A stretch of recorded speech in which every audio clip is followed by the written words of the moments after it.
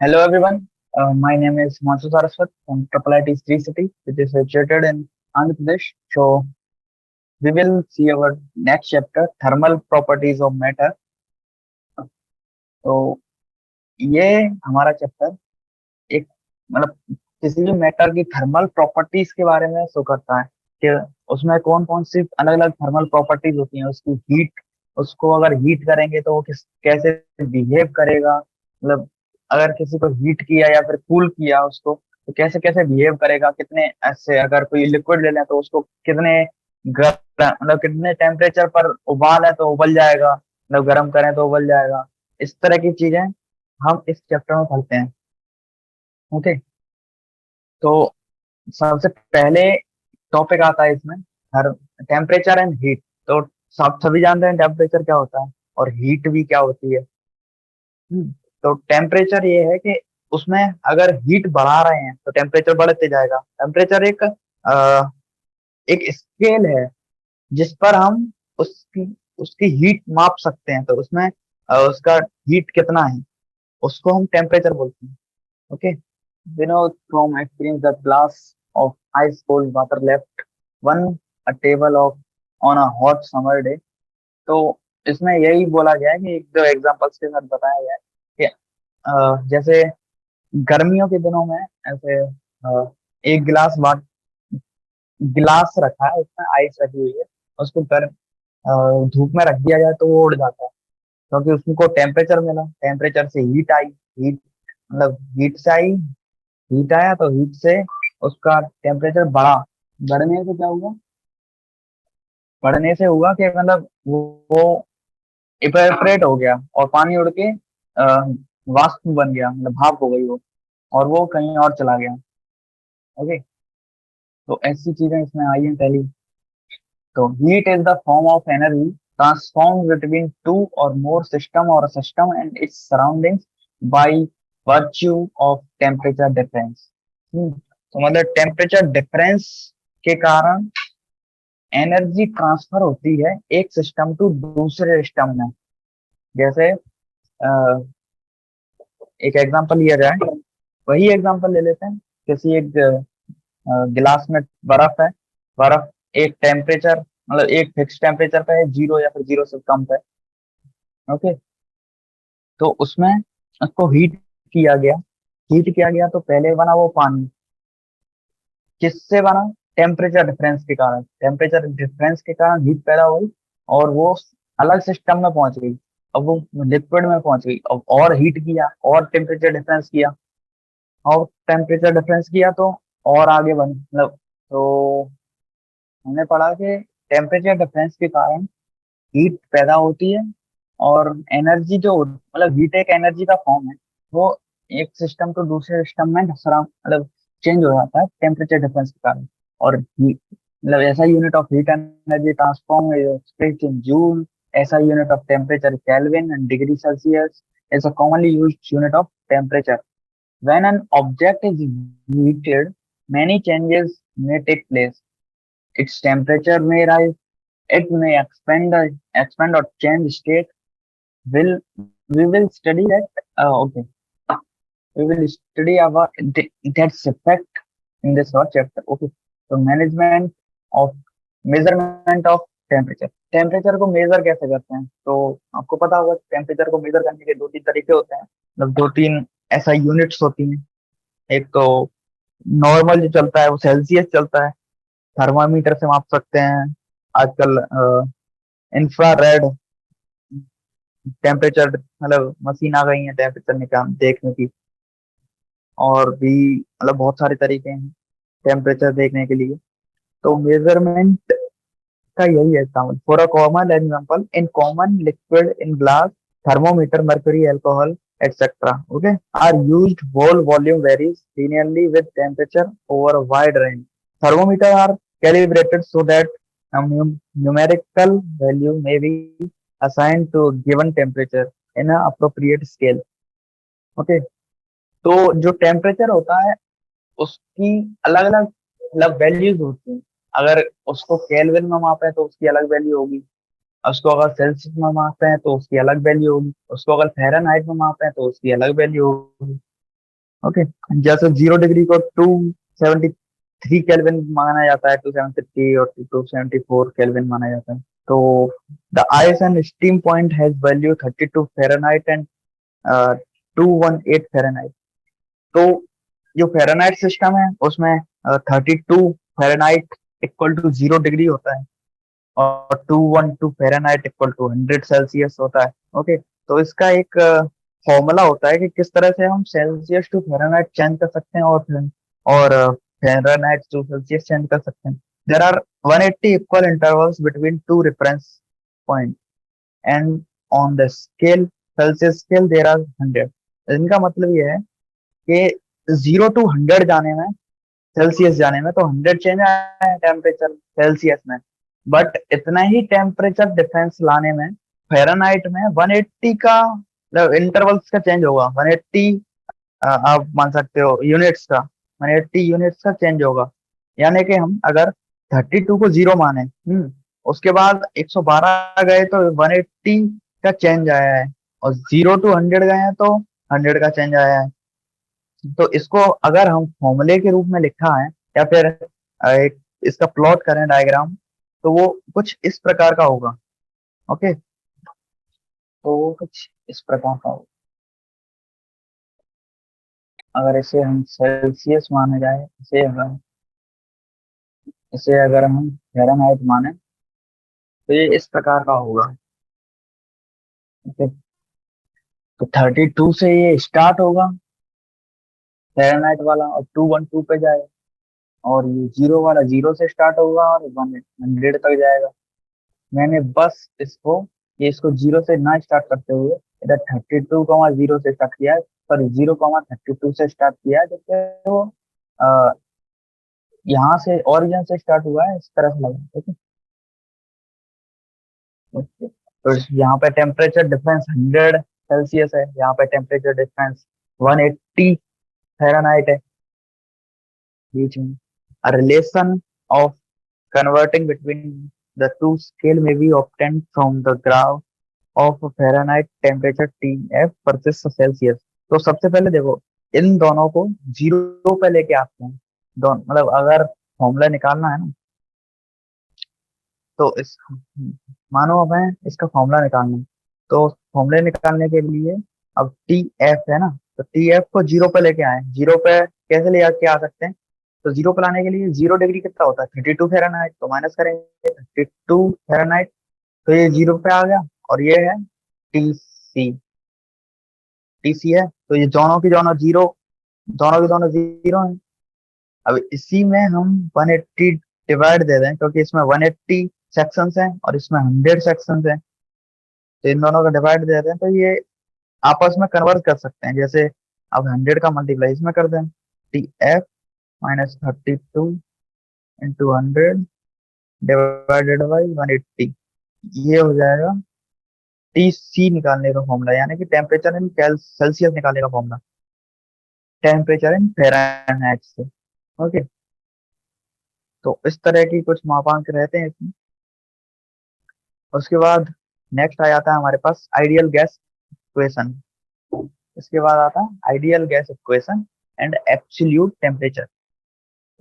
तो ideal gas equation आपको अगर पढ़ी होगी पहले, या फिर फिजिक्स या फिर केमिस्ट्री में, PV equal to NRT, gaseous state में ये आती है। शायद आपने पढ़ी ना हो, थोड़ी। तो एक होता है प्रेशर, इसमें बहुत कुछ टर्म्स होते हैं, इसमें कुछ टर्म्स होते हैं। एक होता है पी, पी डिनोट करता है प्रेशर को। भी, भी डिनोट करता है वॉल्यूम को। Okay, N R T, N होता है नंबर ऑफ मोल्स, आर एक constant, T is temperature. Okay,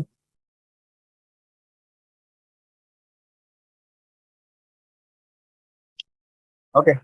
तो टेम्परेचर, प्रेशर और वॉल्यूम, इन तीनों का, इन तीनों से रिलेटेड एक इक्वेशन है, उसी के बारे में ये आइडियल गैस इक्वेशन हमें बताती है। तो where T equal to T plus 233.15 लेकर रखा है, मतलब इसको केल्विन में लेके आए हैं ये लोग। टेम्परेचर इसमें हमेशा केल्विन में रहता है इसलिए। ओके, तो ये कुछ कुछ चीजें आपको याद रखनी है। इस इक्वेशन में केल्विन में रहता है, केल्विन में कैसे चेंज करेंगे मैं आपको बता देता हूँ।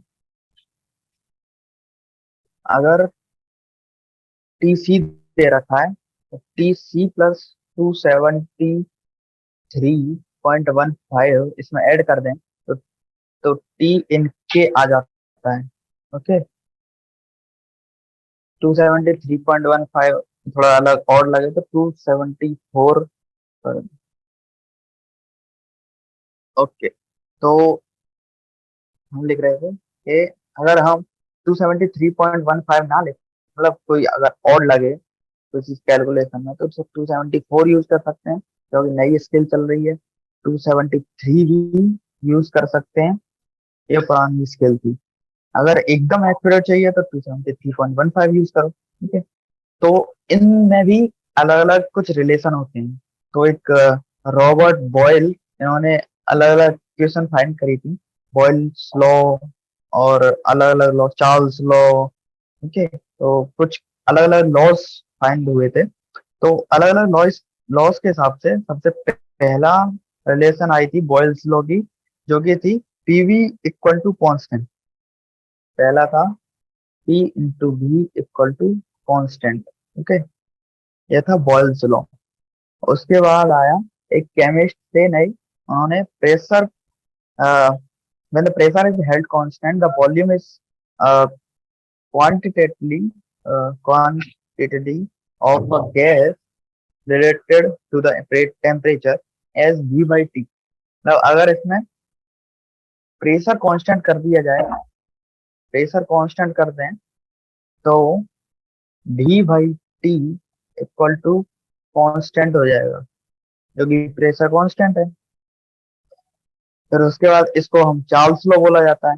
एक उसके बाद low density gases obey this law which may be combined into a single relationship। Okay, note that the since PV equal to constant and V by T constant for a given quantity of gas, then relation PV by T should be also a constant। Okay, तो इसका मतलब ये है कि हमने PV equal to constant किया, हमने ये PV इक्वल टू कांस्टेंट किया और V by T equal to constant किया। तो इसका मतलब ये है कि P V by T equal to also constant होगा। तो इसका मतलब ये था कि एक एक्चुअल आइडियल गैस इक्वेशन इन्होंने फॉर्म करी कि P V by T equal to mu R. अब इन्होंने म्यू को बाद में आर, मतलब कुछ भी, म्यू मतलब नंबर ऑफ मोल्स ले लिया या फिर कुछ भी, तो ये कांस्टेंट था एकदम, number of moles into R. Okay, तो PV by T equal to mu R T. अगर हम कांस्टेंट, ये निशान हटाएंगे, कांस्टेंट कुछ भी, कांस्टेंट की जगह कुछ तो रखना पड़ेगा। P by T equal to mu R निकला गया। ओके, तो आर की एक फिक्स वैल्यू होती है अलग अलग, तो इनके हिसाब से आर की वैल्यू है 8.31 जूल। ये अलग अलग होती है, जूल पर मोल में चाहिए या फिर केल्विन पर, मतलब अलग अलग इसके मोड्स होते हैं कि किस किस को यूज करना है, कब यूज करना है। एक अ, अगर किलो जूल या फिर अदर स्टेट में करना है तो 0.0893 ऐसा कुछ होता है। ओके, तो PV directly proportional to T है, तो ये इससे हमने ये फाइंड किया कि PV directly proportional to T है। ओके, इससे फाइंड हुआ हमारा कि PV directly proportional to T है, यानी कि हम अगर पीवी का मान बढ़ाया जाए तो टी का भी बढ़ेगा। जैसे जैसे हम प्रेशर और वॉल्यूम का मल्टीप्लाई अगर बढ़ाए जाएंगे, या फिर प्रेशर बढ़ाएंगे या फिर वॉल्यूम बढ़ाएंगे, दोनों में से कुछ ही बढ़ाएंगे या फिर दोनों बढ़ाएंगे, तो हमेशा टेम्परेचर बढ़ेगा। तो इससे हमें ये फाइंड हुआ P directly proportional to T है, वी वी भी डायरेक्टली प्रोपोर्शनल टू टी है, ये हमने पहले ही देख लिया था। तो इससे हमने ये चीजें फाइंड करी। ओके, तो इसका एक और मतलब एक फैक्ट है कि जो एक एब्सोल्यूट जीरो होता है, एक चीज एब्सोल्यूट जीरो नाम का एक टर्म होता है जिसमें -273 केल्विन और सॉरी -273 सेल्सियस, ये एक एब्सोल्यूट शून्य होता है, एब्सोल्यूट जीरो, -273.15 डिग्री सेल्सियस। मतलब कहा जाता है कि इससे, इस टेम्परेचर से नीचे कोई सी भी गैस नहीं जा सकती, कोई सी भी मैटर इसको ठंडा नहीं कर सकते, ऐसा कोई भी मैटर नहीं है इन द यूनिवर्स जो इससे ज्यादा ठंडा हो, कहा जाता है वैज्ञानिकों के द्वारा। तो ये अलग अलग ग्राफ हैं प्रेशर और वॉल्यूम के, प्रेशर टेम्परेचर के किस हिसाब से बिहेव कर रहे हैं, प्रेशर टेम्परेचर के हिसाब से अलग अलग गैसेज हैं। हम्म, तो उन्होंने अलग अलग चेक किया है कि किस हिसाब से अलग अलग बिहेव करते हैं। तो named after British scientist Lord Cameron Kelvin on the scale it's taken as as a zero point, that is zero Kelvin, इसको जीरो केल्विन भी बोला जाता है। ओके, तो comparison of Kelvin, Celsius and Fahrenheit temperature scales. Okay, तो सबसे पहले है ये केल्विन वाली। केल्विन वाली में जीरो केल्विन एकदम एब्सोल्यूट जीरो है। उसके बाद एक आइस पॉइंट आता है 273.15 यानी कि 0 डिग्री सेल्सियस यानी कि 32 डिग्री फ़ारेनहाइट। उसके बाद आता है एक स्टीम पॉइंट 373.15 केल्विन, 100 सेल्सियस और 212 फ़ारेनहाइट। यही एब्सोल्यूट जीरो फ़ारेनहाइट में जाके -459.69 डिग्री फ़ारेनहाइट हो जाता है, और सेल्सियस में -273.15 सेल्सियस हो जाता है।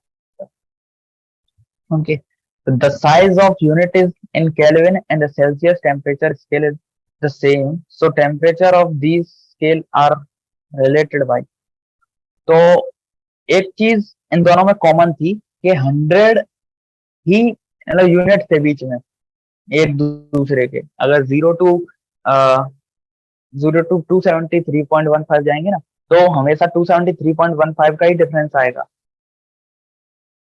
एक को बढ़ाने में। अभी देखिए 0 टू 273.15 यानी कि जीरो गए, तो इसमें भी 273.15 का ही चेंज आया। इसमें 100 का चेंज आया 0 टू 100 में, तो 273.15 टू 370.15 में भी 100 का ही चेंज आया। मतलब डेल्टा टी दोनों में सेम है, इसलिए इस बार हमें किसी भी मल्टीपल से डिवाइड देने की जरूरत नहीं है, डायरेक्ट हम लिख सकते हैं जैसा कि मैंने पहले लिख दिया था। ओके, तो थर्मल एक्सपेंशन ये आता है हमारा एक एक टॉपिक। थर्मल एक्सपेंशन मतलब क्या होता है, मैं आपको लेट कीजिए कि कोई एक ये आप कोई लक एक वायर है, इस वायर को आपने गर्म करा, गर्म करा मतलब थोड़ा सा और ज्यादा गर्म करा अच्छे से, ये गर्म हो गया, गर्म हो गया सारा। और गर्म होने से क्या हुआ, लाल हो गया। लाल होने से मतलब आप इसको चेक तो नहीं कर सकते कि कितना बड़ा है, बट केवल अकेले गर्म करने से ही इसका साइज बड़ा हो जाता है। ओके, इसको बड़ा, और बाकी तो लोहार भी इसको कूट कूट के मतलब बड़ा कर देता है, वो बात अलग है। बट ये मतलब गर्म करने से भी अपने आप बड़ा हो जाता है, इसका साइज एक्सपेंड कर जाता है इसको गर्म करने से या फिर टेम्परेचर बढ़ाने से, टेम्परेचर डिफरेंस बढ़ाने से। ओके, और अगर यही चीज उल्टा कर दें तो इसका साइज कंप्रेस भी हो जाएगा अगर ठंडा कर दिया जाए तो। क्योंकि क्या होता है ना, इसके बीच में अंदर एक कुछ एटम ले ली जाए, एक ये एटम है, ये एटम है, ये एटम है, ये एटम, ये एटम है बहुत सारे, डेट कर लीजिए। तो गर्म करने से क्या हुआ ना, इनको energy milli, energy milli.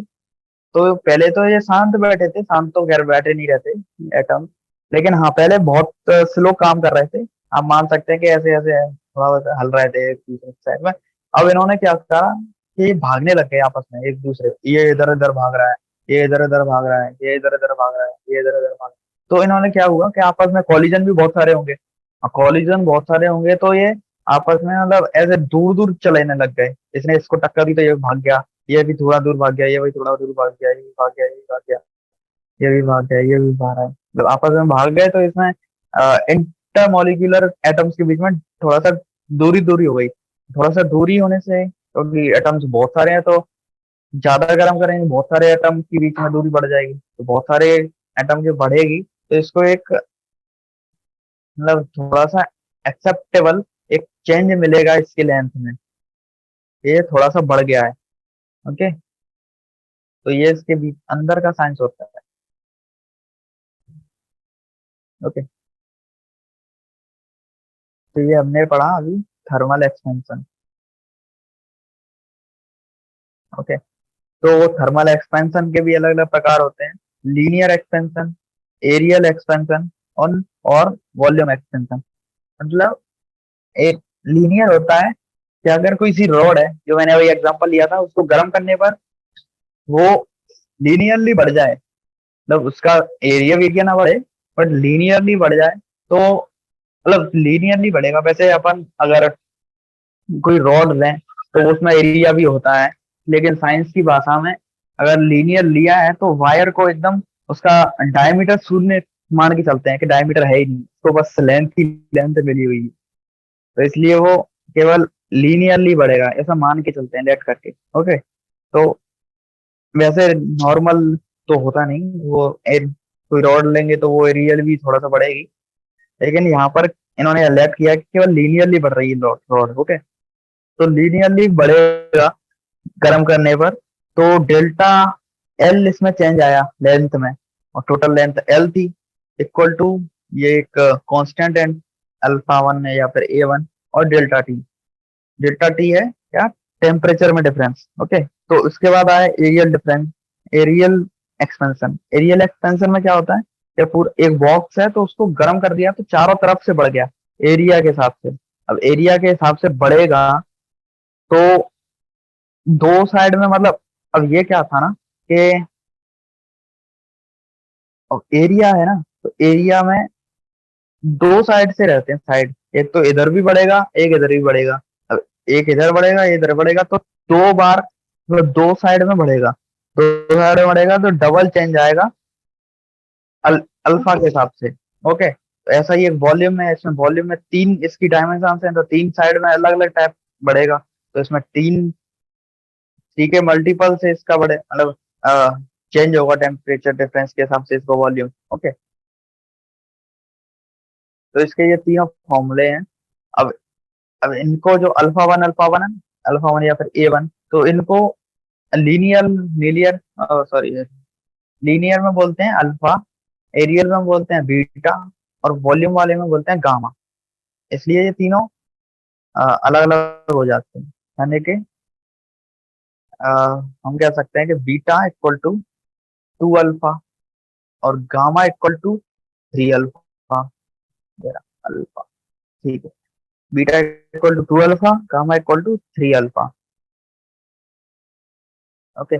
If the substance is in form of a long rod, then the small change in the temperature delta T, the fractional change in the length delta L by L is directly proportional to the delta T. तो मतलब अगर किसी rod में delta L change आ रहा है, delta T difference के कारण, delta T temperature difference के कारण, तो delta L by L proportional होगा टेम्परेचर के। मतलब इसका मतलब यह है कि अगर हम टेम्परेचर डिफरेंस बढ़ाएंगे तो डेल्टा एल बाई एल का माप भी बढ़ेगा, इसका भी वैल्यू बढ़ेगी।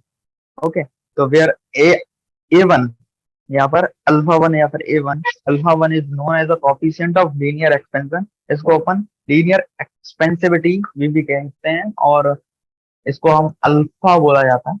Okay, typically average value of coefficient of linear expansion is for some material in the temperature range 0 to 100। तो इसकी वैल्यूज अलग अलग मटेरियल के लिए अलग अलग होती है। तो अगर आप क्वेश्चन गिवन आएंगे तो गिवन में ये आपके सामने अल्फा की वैल्यू दिया जाएगा। ओके, तो values of coefficient of linear expansion for some material, तो अलग अलग मटेरियल्स के लिए अलग अलग ये वैल्यूज हैं। 2.5, 1.8 टू 1.2, आयरन के लिए, कॉपर के लिए 1.7, सिल्वर के लिए 1.9, और ग्लास पायरेक्स के लिए 0.0, सॉरी 0.32, अलग अलग टाइप की ये होती है। ओके, और similarly we consider the fractional change in volume of a substance for temperature change delta T and define the coefficient of volume expansion or volume expansibility. Okay.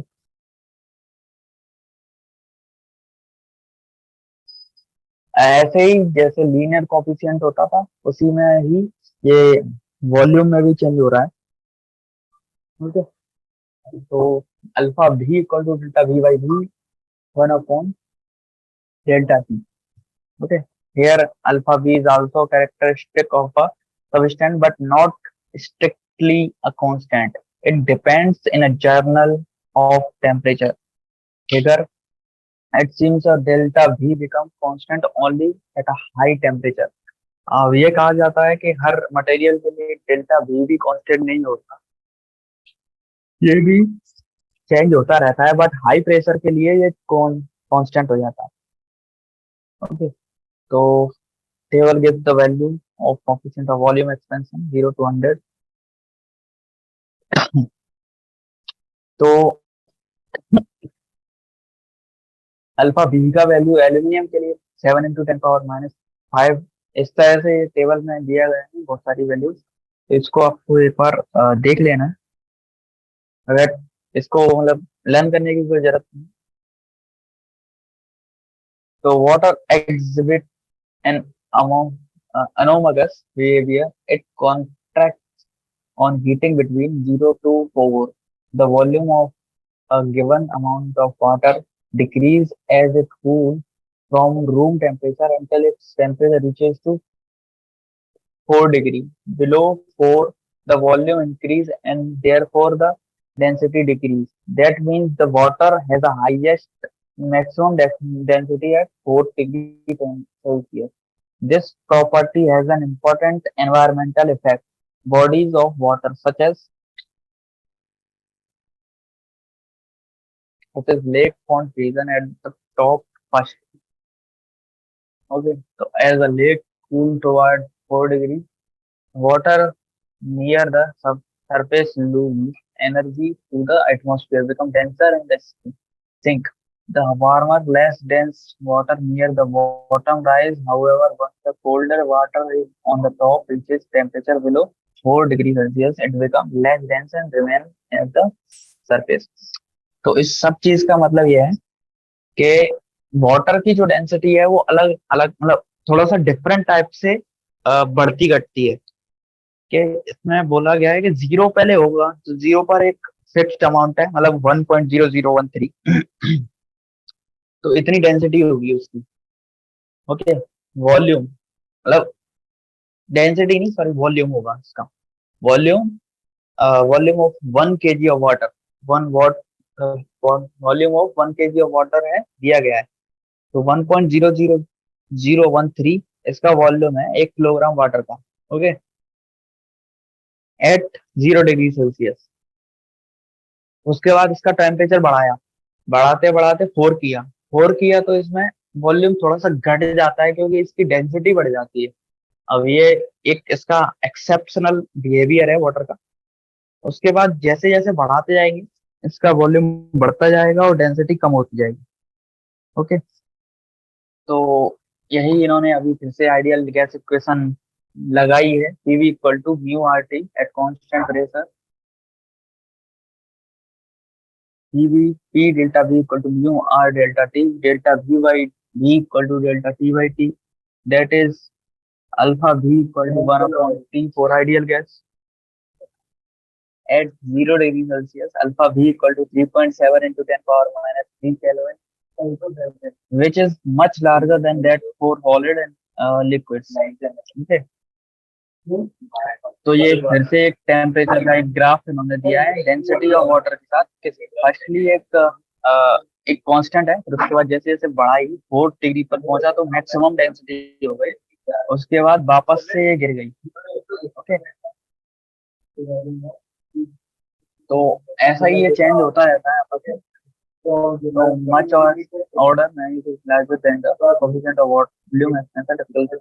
There is a simple relation between the coefficient of volume expansion and the rotational linear.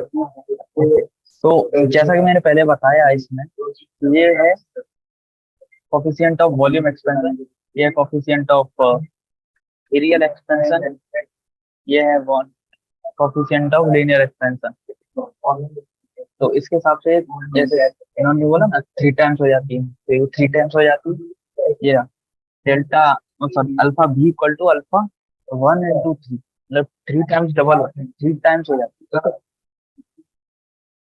What happen by preventing the thermal expansion of a rod by fixing its end rigidly? Okay, so what happen by preventing the thermal expansion of a rod by fixing its end rigidly? तो इन्होंने बोला गया है कि एक rod को लेके दोनों साइड से रिजिड कर दिया है एक रॉड को, उसके बाद उसको एक्सपेंड करा रहे हैं, तो क्या होगा? क्या होगा? कुछ नहीं, मतलब इसको या तो जो जोड़ा गया है उसको तोड़ के बाहर निकल जाएगी, या फिर उसका और टेम्परेचर बढ़ जाएगा। The rod acquire a compression strain due to the external force provided by rigid support at the end. The corresponding stress set up to the rod is called thermal stress. Okay. For the example, consider a steel rail on length 5 meter and across the cross sectional. अब जैसे इसका एक real life example मैं आपको बताता हूँ कि जो ट्रेन की पटरियां जो होती हैं, उन पटरियों के बीच में जैसे आपने देखा होगा कभी भी, ये पटरी ही है, तो एक ये पटरी ली गई, उसके बाद दूसरी पटरी तुरंत इसके बाद ऐसे नहीं जोड़ी जाती, उसको उसको थोड़ा सा गैप दे के जोड़ा जाता है। अगर सर्दियां हैं तो, और गर्मियां हैं तो थोड़ा सा मतलब थोड़ा कम गैप रखते हैं। ओके, वो क्यों? क्योंकि गर्मियों में गर्मी होगी तो इसमें टेम्परेचर बढ़ेगा, टेम्परेचर डिफरेंस के कारण इसमें स्ट्रेस भी आएगा, स्ट्रेस से मतलब एक्सपेंड होगा, ये एक्सपेंड होगा तो ये इसको एक्सपेंड होने के लिए जगह चाहिए, थोड़ा बहुत एक्सपेंड होता है, ज्यादा नहीं, तो थोड़ा बहुत एक्सटेंड के लिए जगह चाहिए, जगह ये गर्मियों में पूरी कर लेता है। अगर ये जगह ऐसे नहीं दी गई तो ये क्या करेगा कि एक्सपेंड तो होगा वो, क्योंकि दोनों साइड से रिजिड है, इधर से भी तो एक पटरी होगी, तो एक दूसरी साइड नहीं बढ़ सकता, तो दोनों साइड से नहीं होने के कारण ये टेढ़ा हो जाएगा, और टेढ़ा होने के कारण मतलब ये एकदम टेढ़ा हो जाएगा तो ट्रेन इस पे से नहीं निकल पाएगी और एक्सीडेंट हो जाएंगे ट्रेन के, इसलिए इसमें गैप रखा जाता है। ओके, तो ये थोड़ा सा एग्जांपल था। So that the coefficient of area expansion delta A by A upon delta T of a rectangular sheet of a solid is twice its linear expansivity alpha one. मतलब इसमें कहा गया है कि coefficient of areal expansion double होता है linear expansion के, इसको शो करना है। तब इसको शो करने के लिए इन्होंने पता नहीं कौन सी मेथड का यूज किया है,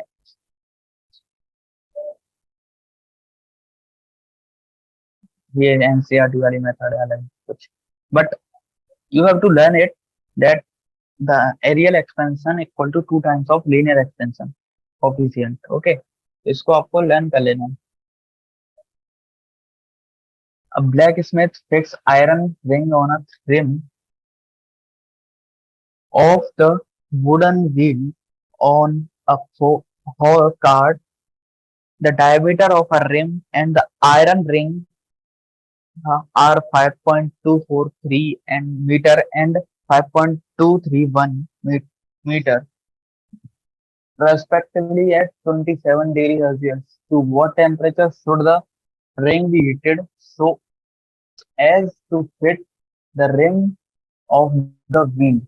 तो इसके लिए हमें क्या करना पड़ेगा कि इसमें रेडियस दी गई है और डायमीटर दिए गए, तो डायमीटर दिया गया है, यानी कि हमें सबसे पहले अगर इसकी परिधि निकल जाए, तो परिधि यानी कि सर्कमफेरेंस निकल जाए, तो हम इससे ये पता लगा सकते हैं लीनियर एक्सपेंशन से ये कितना और बढ़ना चाहिए। ओके, तो इन्होंने कुछ शायद इन्होंने थोड़ा सा अलग लिया है, बट हम, अगर मैं होता तो इसको ऐसे करता कि अगर इसमें इसकी सबसे पहले पर्दी निकालना है कि घोड़े का जो पहिया है उसकी पर्दी कितनी है, तो इसका पर्दी निकालने के लिए सीधा होता है इसमें रेडियस से, मतलब 2 पाई आर कर देते हैं, तो 2 पाई आर करेंगे इसकी, 2 पाई आर करेंगे, तो 2 इंटू पाई हो गया, आर कितना है 5.243, 5.243 डिवाइड बाई टू, तो 2 से 2 कट जाएगा, तो 5.243 ये हो गई इसकी परिधि। ओके, ऐसे ही इस पहिए की परिधि भी हो जाएगी, इस पहिए की परिधि हो जाएगी 2.4241 पाई, ये हो गई इस पहिए की परिधि, sorry 231 iron ring and the diameter of ring. Okay, 243 और 231, 231 पाई। ओके, तो ये अलग अलग है थोड़ी सी। तो हमें क्या करना है कि अब इसमें डेल्टा एल कितना है, अब डेल्टा एल है इसका, इसको माइनस कर दिया जाए कि 5.231 पाई, तो ये कितना आएगा, टू, पाई कॉमन ले लीजिए तो 2 1, तो 12 पाई इसमें से, और चाहिए हमें कि ये इसको एक्सपेंड कराने के लिए, मतलब डेल्टा एल हमें 12 पाई है, 12 पाई अपॉन एल करेंगे, तो ये मतलब एल मतलब 2.243 या फिर 2.231 आएगा, तो अपॉन 2.231 पाई, तो पाई से, अरे यार मैं पेज में लिख लेती हूँ। तो 12 पाई अपॉन में 2.231 पाई, ये हो गया delta L by L. Okay, तो इसका फॉर्मूला था, या alpha one into delta T, तो अल्फा वन यूज होगा इसमें, अल्फा वन के लिए इसमें अल्फा नहीं दे रखा, नहीं दिया है, अल्फा क्या है, अल्फा है 1.20 into 10 power -5 equal to 1.20 into 10 power -5 into delta T. अब डेल्टा टी में हम ऐसे लिख सकते हैं इसको, 27 डिग्री था ना, तो 27 और ये 300, या फिर डेल्टा, सॉरी T-300, तो ये हमें टी मिल जाएगा एग्जैक्टली। ओके, यहाँ से इसको मैनिपुलेट कर लेंगे, 12 पाई से पाई कट गया, और ऐसे ही। ओके, फाइनली हमारे पास T2 आएगा 218 डिग्री सेल्सियस। ओके, इसके बाद आता है हमारा एक topic, specific heat capacity. Specific heat capacity क्या होता है, इसके बारे में स्पेसिफिक ये दिया गया है, स्पेसिफिक हीट,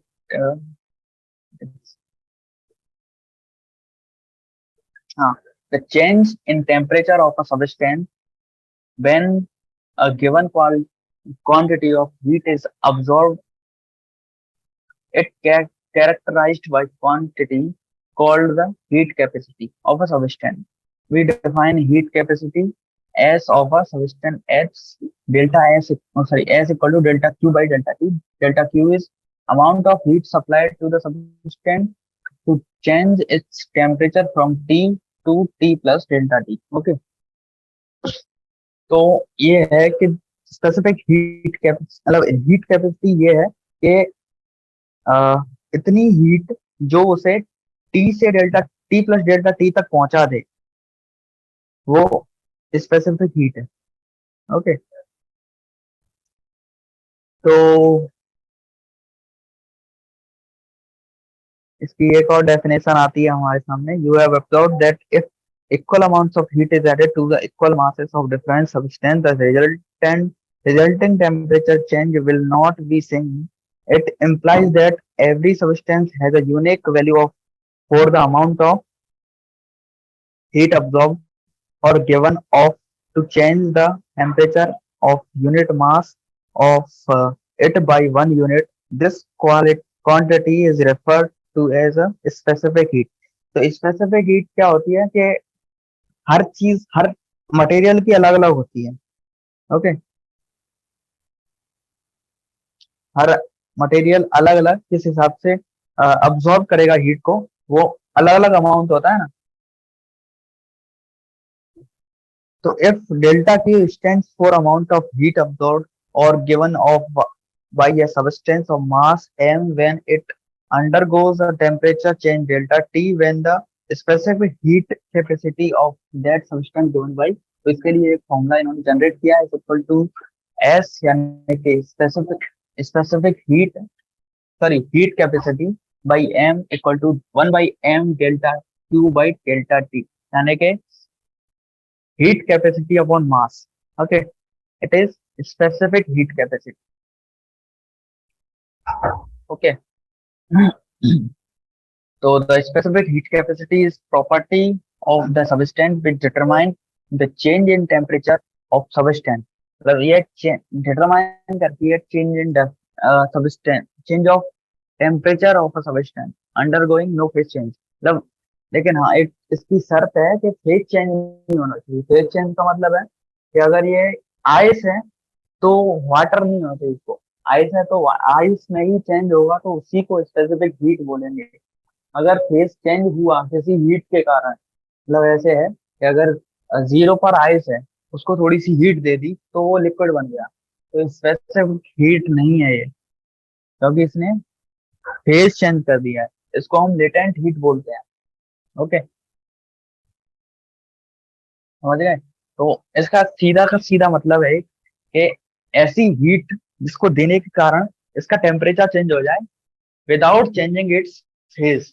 ओके, ये है हमारा specific heat capacity.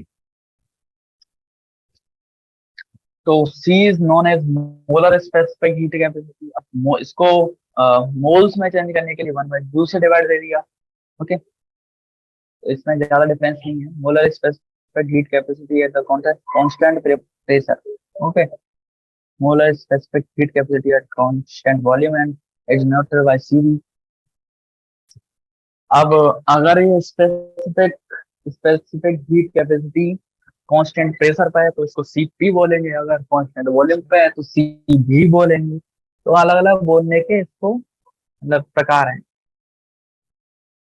Specific heat, तो यहाँ पर कुछ specific heat capacity of some substance at room temperature and atmosphere pressure, ये गिवन है हमारे लिए।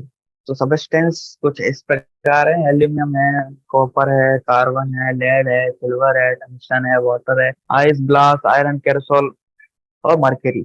ओके, तो कुछ इस प्रकार की हीट स्पेसिफिक हीट कैपेसिटी है इनकी, तो आप इसको देख सकते हैं एक बार। ओके, तो मोलर स्पेसिफिक हीट भी दे रखी है कुछ सब्सटेंस की, जैसे हीलियम की, hydrogen, nitrogen, oxygen, carbon dioxide, इनकी स्पेसिफिक हीट कैपेसिटी भी दे रखी है molar at constant pressure and at constant volume. अब आती है कैलोरीमेट्रिक। अब कैलोरीमेट्रिक क्या है कि इसके मतलब अभी जो हमने स्पेसिफिक हीट देखी ना, तो उसको उसका प्रयोग है एक तरह से, मतलब उसको यूज करके हम किस किस प्रकार से किसी भी मैटर को या फिर लिक्विड को उसकी स्टेट में चेंज कर सकते हैं, उसकी स्टेट में परिवर्तन कर सकते हैं, इसका प्रयोग इसी कैलोरीमेट्री के द्वारा किया जाता है। ओके, तो equal to heat gained by colder body provided no heat is allowed to escape to the surrounding. इसके कुछ कह सकते हैं कि अजम्पशंस हैं कि ये मतलब assumption ये है कि heat is not allowed to escape the surroundings. A device is which heat measure can be done is called calorimeter. Okay, तो स्फीयर ऑफ, एक एग्जांपल है इसका, sphere of 0.047 kilogram aluminium is placed for sufficient time in a vessel containing boiling water so that the sphere is at 100 degrees Celsius. It is then immediately transferred to 0.14 kilogram copper calorimeter. Okay, containing 0.25 kilogram water at 20 degrees Celsius. The temperature of water rise and attain the steady state at 23 degrees Celsius. Calculate the specific heat capacity of aluminum. तो मतलब ये कैसा है कि एक sphere है, उसको पानी में डाला हुआ था। स्फीयर स्फीयर इज एट मतलब 100 डिग्री सेल्सियस का था। तो उसको क्या है, it just it just then immediately transfer to 0.14 kilogram copper calorimeter. तो कॉपर कैलोरीमीटर में डाल लिया, कंटेनिंग मतलब कॉपर कैलोरीमीटर एक डिवाइस है, उसमें डाला तो 0.25 किलोग्राम उसमें वाटर था एट 20 डिग्री सेल्सियस। ओके, तो इस स्फीयर के कारण क्या हुआ, उसका मतलब टेम्परेचर डिफरेंस 3 से बढ़ गया। तो डेल्टा टी इसमें 3 है। ओके तो वाटर का पानी भी है, मतलब वाटर का मास भी है, और कैलोरीमीटर का मास भी है, और स्फीयर का मास और टेम्परेचर है। ओके, तो mass of aluminium sphere given है, initial temperature of aluminium sphere given है, फाइनल टेम्परेचर गिवन है, चेंज इन टेम्परेचर गिवन है 77 degree Celsius. Let specific heat capacity of aluminium BSAL। Okay, तो amount of heat lost by aluminium कितना हुआ, M1 SAL and delta T. M1 mass इतना है और SN उसका जो पता नहीं है हमें, बट उसको कांस्टेंट करके रख रहे हैं। एक, तो ये इतना आ गया। ओके, तो मास ऑफ वाटर 0.25 है, मास ऑफ कैलोरीमीटर इतना है, इनिशियल टेम्परेचर ऑफ वाटर दे रखा है, फाइनल टेम्परेचर दे रखा है, तो डेल्टा टी कितना हो जाएगा 3, और 23 minus 23। Specific heat capacity of water SW है, मान लिया, इक्वल टू, मान लिया इसको शायद गिवन होता है वाटर का 4.18 into 10 power 3 joule kilogram and kelvin. Specific heat capacity of copper calorimeter निकालेंगे अलग अलग। तो कॉपर कैलोरीमीटर की ये होती है specific heat capacity, the amount of heat gained by water and calorimeter। तो इन दोनों को जोड़ देंगे अलग अलग, तो दोनों की अमाउंट ऑफ हीट आ जाएगी। In the steady state heat lost by aluminium sphere equal to heat gained by water plus heat gained by calorimeter. तो मतलब जो है ना वैल्यू हमने निकाली थी, हीट गेन्ड मतलब heat lost by aluminium equal to कर देंगे हीट मतलब जो भी हमारा फाइनल आया था ना इसके, तो इससे हम ASAL निकाल सकते हैं आसानी। अब आती है चेंज इन स्टेट। जब भी टेम्परेचर मतलब हीट बढ़ाने से टेम्परेचर मतलब सॉरी स्टेट में चेंज आएगा तो क्या होगा, वेट गाइस थोड़ा सा पानी पी ली। तो चेंज इन स्टेट, तो चेंज इन स्टेट क्या होता है कि जब भी हमने हीट दी किसी भी चीज को, तो मान लिया जाए कि एक ऐसी स्टेट में आ गई है वो कि अगर उसको थोड़ी सी भी ज्यादा हीट दे दी तो वो अब सीधा उसका स्टेट ही चेंज हो जाएगा। जैसे जैसे माना है कि अगर एक वाटर है 100 डिग्री सेल्सियस, वाटर है 100 डिग्री सेल्सियस, मतलब जस्ट पहुंचा है, एकदम थोड़ा सा और बढ़ा देंगे सीधा वाष्प हो जाएगा। तो उसको अगर थोड़ा सा और हीट दे दी तो वो स्पेसिफिक हीट नहीं होगी, क्योंकि उसमें मतलब उस हीट से क्या है ना, टेम्परेचर में डिफरेंस नहीं आ रहा है। उस हीट को मतलब उस हीट का काम क्या है, उसकी स्टेट को चेंज करना। मतलब वो जो हीट दी गई उसको टेम्परेचर में डिफरेंस नहीं किया गया उसने, बल्कि उसके पास एक एक्स्ट्रा हीट है जो मतलब उसको स्टेट चेंज कर रही है।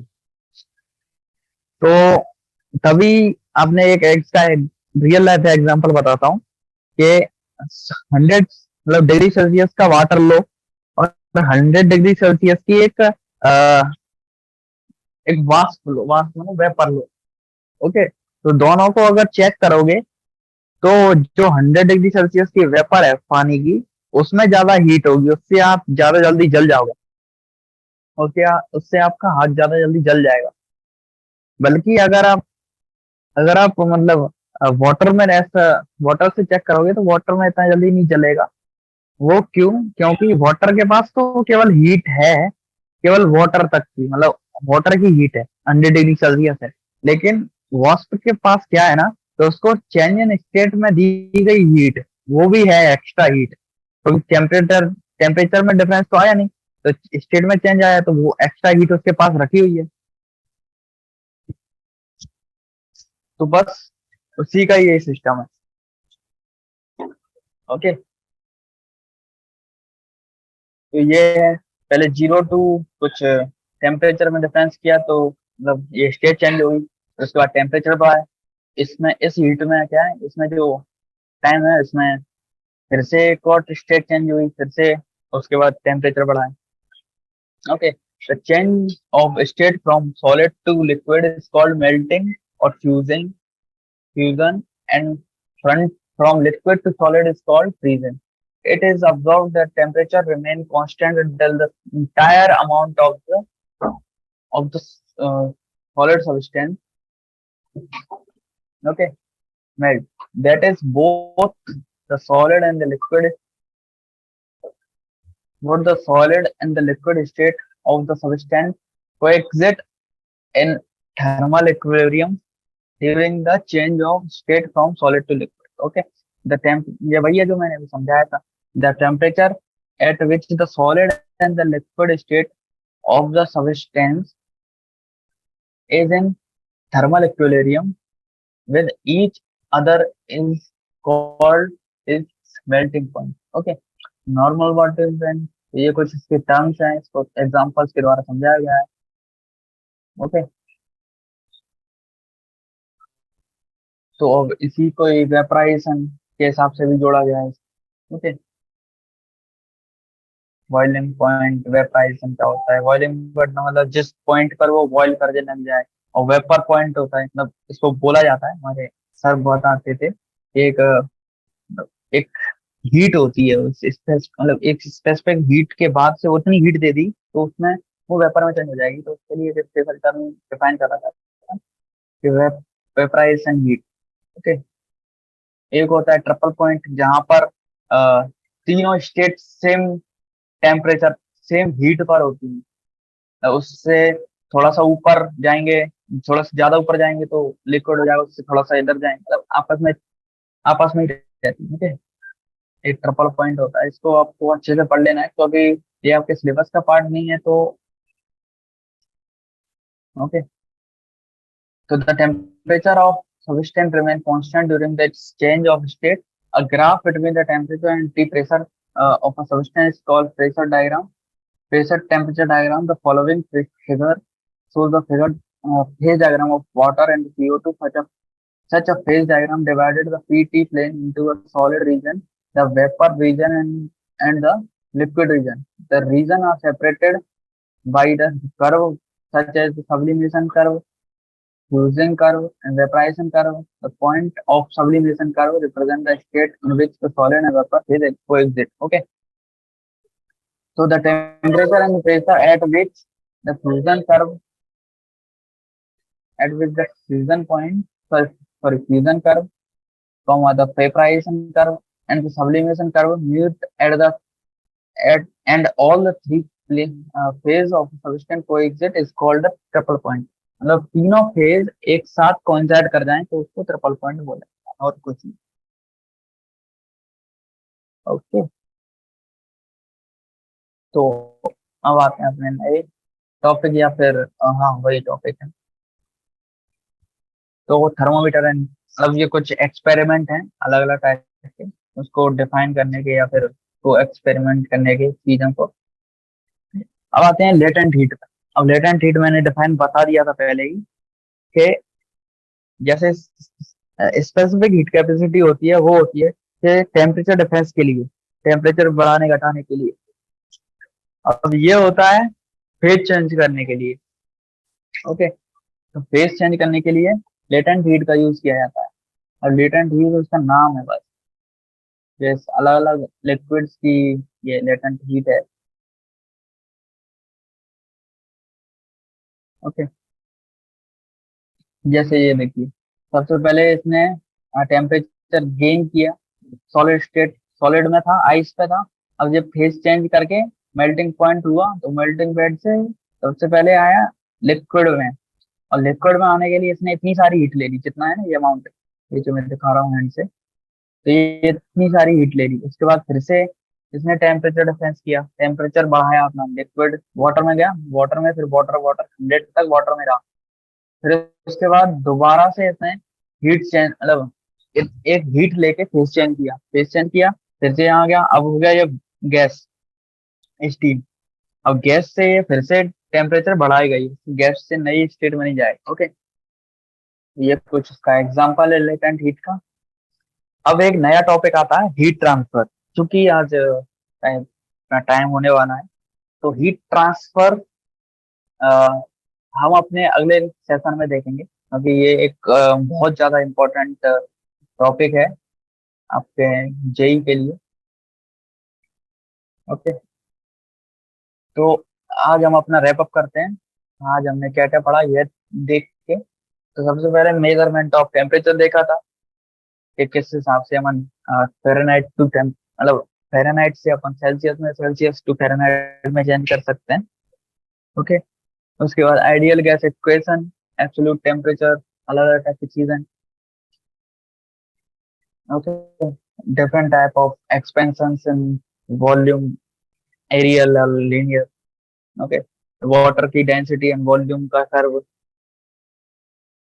Okay, specific heat capacities, latent heat, अलग अलग टाइप के सब्सटेंस, कैलोरीमेट्री भी देखी हमने। ओके, ट्रिपल पॉइंट को भी जाना, ट्रिपल पॉइंट क्या होता है। तो आज यही सब करके हम अपना इस क्लास का रैप अप करते हैं। Okay, okay guys, then bye, see you in the next class.